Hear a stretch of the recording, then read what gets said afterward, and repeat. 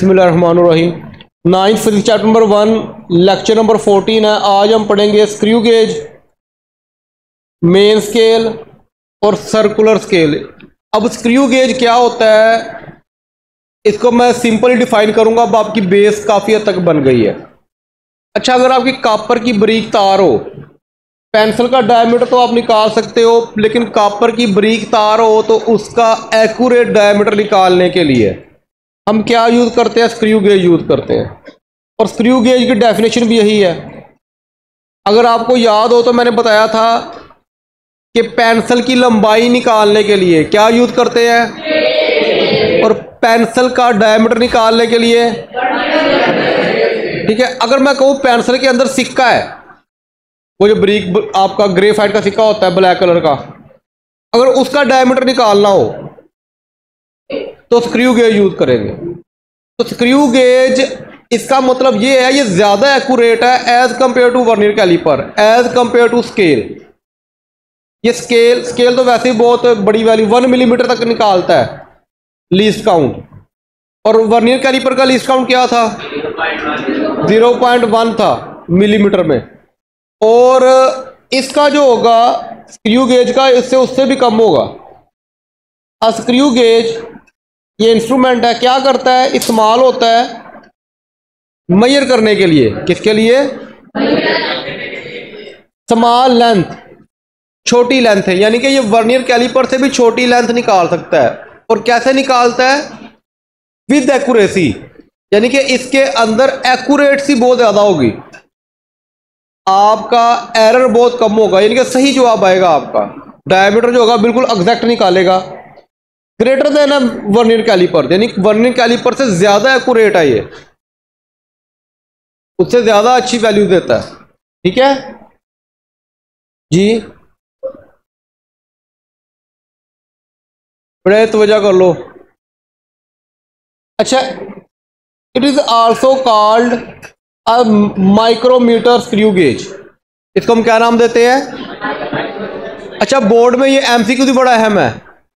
Board में इसको बोलते हैं माइक्रोमीटर। अगर आपको पूछा जाए स्क्रू गेज का दूसरा नाम क्या है?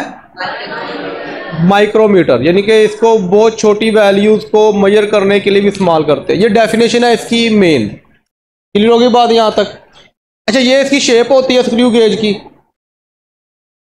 तो इसको हम 1 बाय 1 पढ़ते हैं, इसकी कंस्ट्रक्शन को। तो इसको आपने जिस तरह वर्नियर कैलिपर को जहन में रखा था, इसको भी वैसे रखना है आपने। ये कोशिश करता हूं आज ये भी मैं आपको दिखा दूं। अच्छा, यू शेप्ड मेटल फ्रेम क्या होता है? With the metal stud at its one and. अब ये देखो, ये आपका क्या होता है? पहले नंबर पे यू शेप्ड होता है। क्या होता है ये आपका? अब देखो ना, ये पहले एक पोर्शन दिखाया उसका, ये यू शेप बन रही है उसकी, तो ये यू शेप्ड होता है।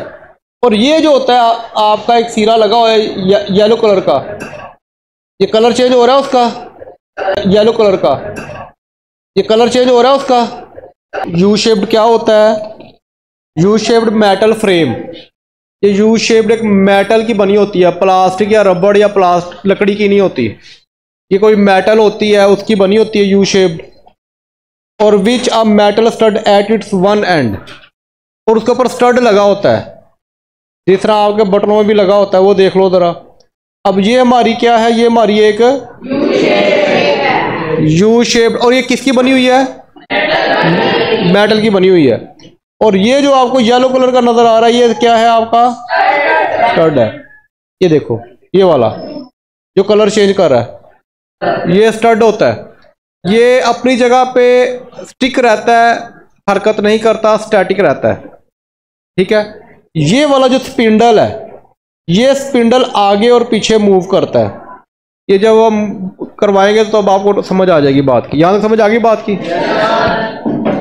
अच्छा, नेक्स्ट हमारे पास है मेन स्केल, हॉलो सिलेंडर और स्लीव। अब ये जो 0 और 5 नजर आ रहा है आपको लिखा हुआ है एक लाइन के ऊपर, ये जो सिलेंडर है इसको हॉलो स्लीव बोलते हैं। हॉलो सिलेंडर या स्लीव बोलते हैं। हॉलो का मतलब क्या होता है? हॉलो खाली, होलो स्लीव जो अंदर से खाली हो, आप ये कह सकते हो। तो ये सिलेंडर होता है, इसको नट भी बोलते हैं। नट क्या होता है? जिसके अंदर हम कोई चीज फिट करते हैं, तो जब इसको घुमाते हैं तो ये इसके अंदर से स्पिंडल मूव करता है। ठीक है। अच्छा, है एज अ मिलीमीटर स्केल, इसके ऊपर स्केल नजर आ रहा है आपको? अच्छा, ये जो लाइन है ना, ये वाली लाइन, इसको हम बोलते हैं इंडेक्स लाइन। ये हमारा होलो सिलेंडर या स्लीव है। इस इंडेक्स लाइन के ऊपर स्केल बना हुआ है, जिसको हम बोलते हैं मेन स्केल। जिस तरह वर्नियर कैलिपर के अंदर भी मेन स्केल था, तो इसका मेन स्केल किसके ऊपर है? होलो सिलेंडर या स्लीव के ऊपर इसका मेन स्केल है। अच्छा, over it along a line is called the index line parallel to axis. और मैंने क्या बताया था कि इसके ऊपर एक लाइन है जिसको हम क्या नाम बोलते हैं? इंडेक्स लाइन बोलते हैं। यहां समझ आ गई बात की? 2-3 बातें उसने बताई हैं।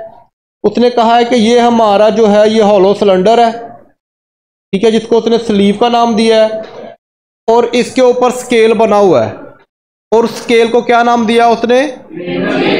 मेन स्केल का नाम दिया है। और उसके ऊपर जो लाइन लगी हुई है, उस लाइन को उसने क्या नाम दिया है? इंडेक्स लाइन का नाम दिया है। यहां से समझ आ गई बात की? अच्छा, नेक्स्ट आ गया हमारे पास थिम्बल और सर्कुलर स्केल।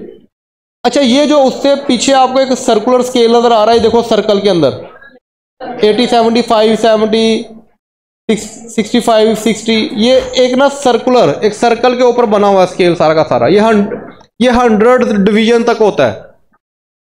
अच्छा, ये जो हिस्सा है यहां से लेके यहां तक, जिसको हम पकड़ के अक्सर घुमाते भी हैं, या ये रिकट से पकड़ के घुमाते हैं, इधर से पकड़ के घुमाते हैं, रोटेट करते हैं, इसको थिम्बल बोलते हैं।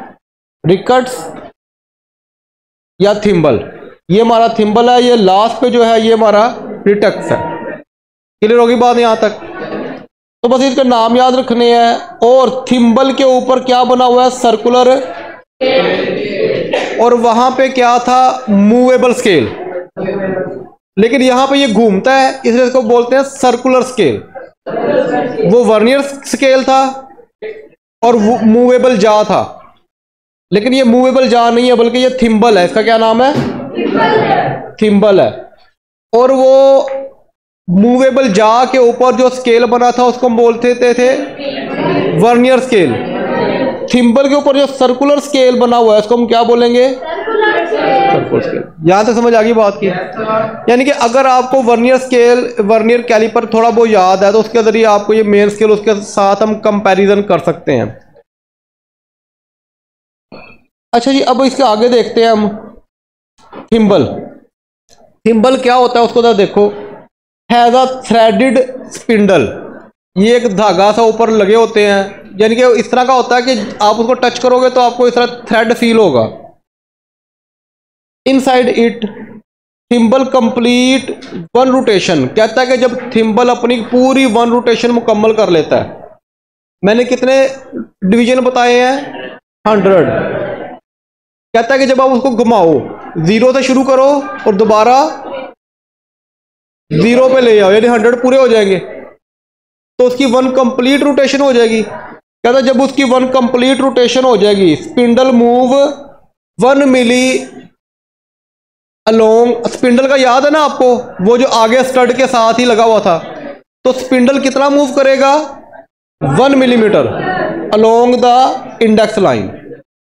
ये बड़ी अहम बात है। अगर आप इसको देखो, ये आपको नजर आ रहा है, देखो ये घूम रहा है। असल में इसके अंदर 50 डिवीजन है, इसको उसने 2 दफा घुमाना है। ठीक है, ये देखो ना, 2 राउंड 100 डिवीजन हो जाएंगी, और वो किसके बराबर होगा? 1 मिलीमीटर के। अब ये स्पिंडल है, ये ग्रीन से कलर का नजर आ रहा है आपको। अब जैसे ही आप देखो, पहले 0-0 पे था, 0-0 पे जब आप इसको घुमाओगे, ये 45 और 50 तक है, इसको 2 दफा घुमाना पड़ेगा ताकि 100 डिवीजन हमारी मुकम्मल हो जाए। अब इसको मैंने घुमाया है, ये घुमाने से 2 डिवीजन पे जाएगा, तो 1 मिलीमीटर पूरा हो जाएगा हमारा। ठीक है, और ये जो स्पिंडल है ये मूव करेगा आगे पीछे। समझ आ रही बात की?